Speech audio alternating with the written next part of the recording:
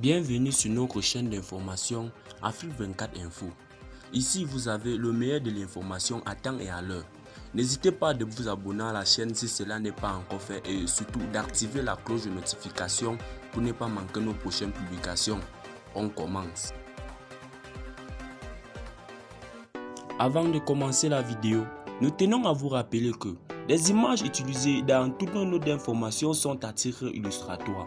Nous vous invitons donc à rester poli et courtois dans l'espace commentaire au risque de voir votre commentaire tout simplement supprimé. Merci et bon visionnage à tous. Burkina Faso, au moins 20 présumés terroristes neutralisés dans des frappes aériennes de l'armée à Bourasso, source sécuritaire.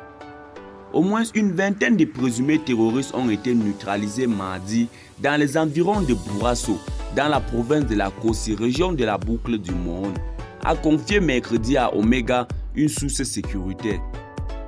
Selon la source de Omega, il y a eu d'intenses frappes aériennes de l'armée de l'air sur une base terroriste localisée à Zunankoui, dans les provinces de Bourasso. L'action a eu lieu entre 9h et 13h, précise notre source. Plusieurs sources locales ont aussi confirmé à Omega ces frappes de l'armée burkinabé. Le bilan de ces frappes ayant fait une vingtaine de présumés terroristes abattus pourrait bien évoluer parce qu'un ratissage se mène depuis mardi, indique la source sécuritaire.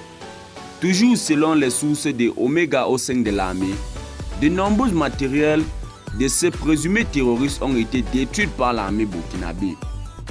Le renseignement est de plus en plus précis. Mais en général, c'est toujours accompagné d'une action terrestre, affirme nos ressources.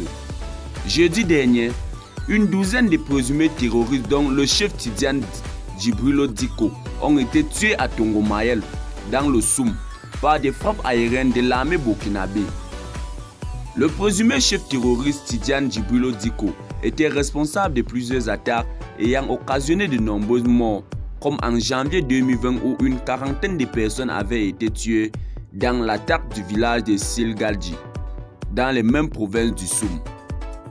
Source Radio Omega.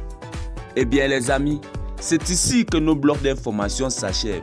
Étant donné que vous informez est notre mission, n'hésitez pas à vous abonner à la chaîne et surtout d'activer la cloche de notification pour ne plus manquer nos prochaines publications. Restez connectés sur Afrique 24 Info. Bye bye.